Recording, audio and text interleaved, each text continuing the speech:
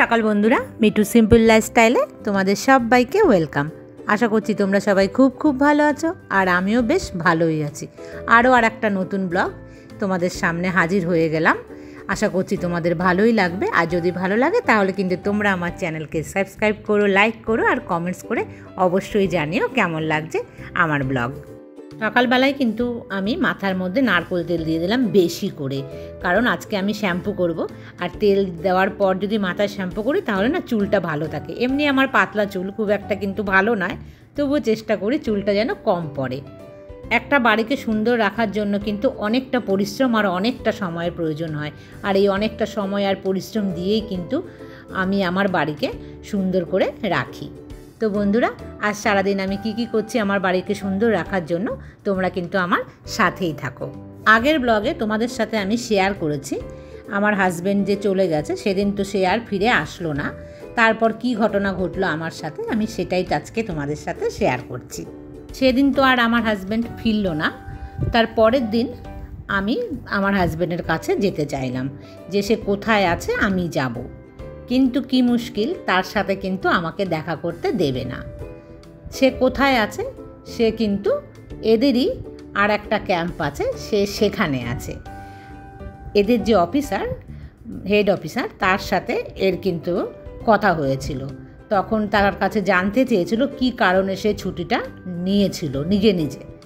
তখন কিন্তু সে সঠিক কারণ বলতে পারেনি, বা সঠিক কিছু সে দেখাতে পারেনি প্রুফ। তাই সে সেখানে কিন্তু সাজাপ্রাপ্ত হলো। তো কি সাজা কিছুই নয়, সে ফ্যামিলির সাথে থাকতে পারবে না। আর সে যতদিন বিনা অনুমতিতে যে ছুটিতে ছিল সেই কটা দিন কাউন্ট করবে, সেই কাউন্টের ওপর কিন্তু একটা অ্যামাউন্ট তার চার্জ বসবে। সে যদি কম দিন থাকে তাহলে কম চার্জ কাটবে টাকা সেটা, আর যদি বেশি দিন হয় তার জন্য বেশি টাকা কাটা যাবে।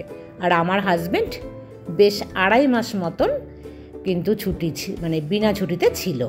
আর বুঝতেই পারছো, 1 দিন 2 দিন 7 দিন 10 দিন 15 দিন হলে তার জন্য যে অ্যামাউন্ট হবে, 2.5 মাসে তার অ্যামাউন্ট প্রচুর পরিমাণে, মানে লক্ষ টাকার ওপরে তার কিন্তু জরিমানা হয়েছিল। আর সে সাজাপ্রাপ্ত দিনগুলো ছিল 28 দিনের, মানে 1-2 দিন কিন্তু নয়, পুরো 28 দিন সে বাড়িতে আসতে পারবে না। সে ওই ক্যাম্পের ভেতরেই একটা নির্দিষ্ট জায়গাতে থাকবে। এমনকি আমি যেহেতু কম বয়সী একজন ওমেন, আমাকে সেখানে যাওয়ার কোনো রকম পারমিশন থাকবে না। আর এই যে পানিশমেন্ট, এটা কিন্তু একটা গভর্নমেন্ট রুলস। প্রত্যেকটা ডিফেন্সের লোককেই কিন্তু এরকম করে তখন দেওয়া হতো শাস্তি, কারণ প্রত্যেকটা ডিফেন্সের লোকই বিনা পারমিশনে বাইরে যেতে পারবে না। কারণ বাইরে গিয়ে যদি কোনো রকম দুর্ঘটনা ঘটে যায়, তার দায় তো তার ফ্যামিলিকে দিতে পারবে না। আর সেই জন্যই কিন্তু এই রুলসটা কিন্তু একদমই ঠিক। আর এই রুলস কিন্তু প্রত্যেকটা ডিফেন্সের লোকই জানতো, আমার হাজব্যান্ডও জানতো, কিন্তু সে কন্ট্রোল করতে পারেনি। সে ভেবেছিল যে আমি এক্ষুনি ছুটি কেটে বাড়ি যাচ্ছি, আর আমাকে তো এখন আর দেবেই না 2 থেকে 3 মাসের মধ্যে কোনো রকম ছুটি। তার জন্য সে কিন্তু আমাকে আনার জন্য মরিয়া হয়ে পড়েছিল যে নিয়ে আসব। আর বাইরে সিভিলে ছিল, এত ফাঁকা মানে লোকালয় না, সে ভয় পেয়ে যেত আমাকে রেখে ডিউটিতে আসতে। আর নাইটে যদি ডিউটি পড়ে তাহলে আমি একা কী করে ওই ভাড়া বাড়িতে থাকবো, এই 7-5 ভেবে না সে কিন্তু এইরকম একটা ভুল সিদ্ধান্ত নিয়েছিল। আমার আর কিছু করার ছিল না, তার সাথে আমার দেখা নেই, সেও আমার সাথে দেখা করতে পারবে না। একদম গুনে 28 দিন। তো আমি কি করব, আমি একা একদম সদ্য কোয়ার্টারে গিয়েছি, বেশ কিছুদিন হলো। তারপর আপনজন বলতে কেউ আমার কাছে নেই। ফোন করে আমি বাড়ির লোকদেরও টেনশন দিতে পারছি না যে এরকম ঘটনা ঘটেছে, কারণ বাড়ির লোকও তো কিছুই জানে না এই সম্পর্কে। তাদেরকে বললে তারাও টেনশন করবে। এদিকে আমি একটা বাচ্চা মেয়েই বলতে পারো, সে বয়সে এতটাই বুদ্ধি হালকা ছিল যে আমার কি করব কিচ্ছু বুঝতে পারছিলাম না। তবে আশেপাশের কোয়ার্টারে কয়েকজন ভালো মহিলা ছিল যারা আমার খুব সাথ দিয়েছে। বাঙালিও ছিল বেশ কয়েকটা বউ। আর আমার কোয়ার্টারের নিচে একজনা বিহারি দাদা ছিল, তার মিসেস কিন্তু ছিল বাঙালি। তো সেই বাঙালি দিদিটা আমাকে ভীষণ কিন্তু হেল্প করতো সে সময়। সেই বিহারি দাদাটা না যেত আমার হাজব্যান্ড যেখানে থাকতো সেখানে গিয়ে দেখা করতো, কিছু দরকার হলে আমার হাজব্যান্ড কিন্তু ওখান থেকে টাকা পয়সা পাঠিয়ে দিত ওই দাদার হাতে। আর আমি একদিন আমার মনে আছে পায়েস খেতে আমার হাজব্যান্ড ভীষণ ভালোবাসে, তো আমি ভালো রান্না করতে পারতাম না, তবু একদিন আমি পায়েস রান্না করে ওই দাদার কাছে করে কিন্তু ওকে পাঠাই। তো সবাই আমাকে ভীষণই অ্যাপ্রিসিয়েট করতো যে ভয় পেও না, কিচ্ছু নাই, তো চলে আসবে, ওখানে ভালোই আছে, শুধু এখানে আসতে পারছে না, এই আর কি। আর আমি জানো তো আস্তে আস্তে চুপ হয়ে যাই, নিচে নামতাম না একদম। বিকেলবেলা সমস্ত বউরা, আমার যে কোয়ার্টার তার নিচে একটা খুব ভালো জায়গা ছিল বসার, সমস্ত কোয়ার্টারের থেকে কিন্তু বউরা এসে সেখানে গল্প করতো। আর আমি লজ্জায় না নিচে যেতাম না, যে সবাই কি ভাববে আমার হাজব্যান্ড আমার কাছে থাকে না, ওখানে থাকছে, আমি ভীষণ কিন্তু লজ্জা পেতাম। আর সমস্ত বউরা কি ভাবতো জানো তো, আমি মনে হয় হিন্দি পারি না, হিন্দি বলতে পারি না বলে আমি মিশতে চাই না। তো বেশ কিছুদিন থাকার পর বাঙালি বউরা আমাকে খুব ডাকাডাকি করতো যে চলো তোমার মনটা একটু হালকা হবে, আমাদের সাথে মেশো, গল্প করো। তো এইভাবে অনেক দিন ডাকাডাকির পর আমি কিন্তু আস্তে আস্তে নিচে যাই। আমাদের ওই কোয়ার্টারে বাঙালি আছে, তবে বাঙালির থেকে নন বেঙ্গলি কিন্তু অনেক বেশি। আস্তে আস্তে আমি সবার সাথে গল্প করা শুরু করি, তখন কিন্তু সবাই জানতে পারে যে হিন্দি জানে, কিন্তু এ লজ্জাতে নিচে আসতে পারে না।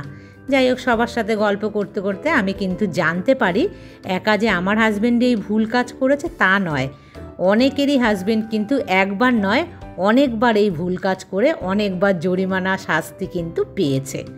এটা শোনার পর জানো তো আমি যেন একটা স্বস্তি পেলাম, মনে হলো যেন যাক, মানে শুধু আমার হাজব্যান্ড নয় অনেকেই করেছে, তার মানে এটা কোনো দোষ নয়, এরকম একটা আমার ভেতরে ফিল হলো তখন। আর সবার সাথে যখন থাকি তখন একটু ভালো লাগতো, যেই আমি রুমে ফিরে যেতাম তখন কিন্তু আমার আর ভালো লাগতো না। ঘরে একটা টিভিও নেই, চুপচাপ একা ঘরে। নিচের দিদি বলতো আমাদের ঘরে আসো, টিভি দেখো, ভালো লাগবে। তার দুটো ছোট ছোট বাচ্চা মেয়ে ছিল, আমার না একদমই ভালো লাগতো না কারো ঘরে যেতে।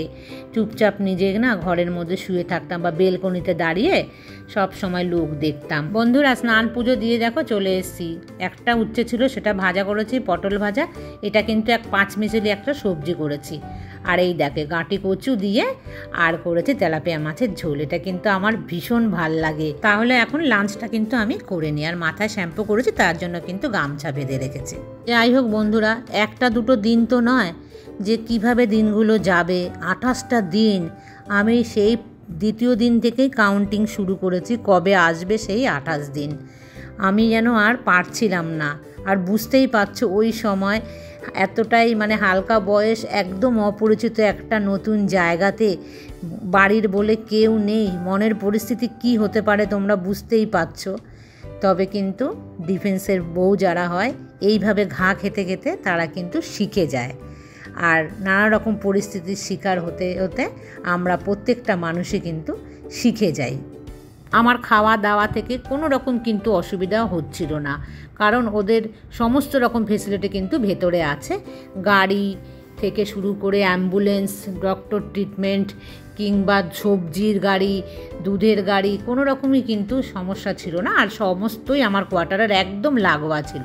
আর আশেপাশের যে ডিফেন্সের দাদারা, তারা কিন্তু খুব হেল্পফুল, যে কোনো একটা কিছু হলেই তারা কিন্তু সাথে সাথে হেল্প করে। তো যাই হোক বন্ধুরা, আজকের মতন আমি এই পর্যন্তই রাখছি। মাঝখানে 26 দিন বাদ দিয়ে পরের দিন কি হলো, আমার হাজব্যান্ড যবে আসলো সেই গল্প নিয়ে আবার পরে আসছি তোমাদের সামনে। ততক্ষণ তোমরা সবাই ভালো থেকো।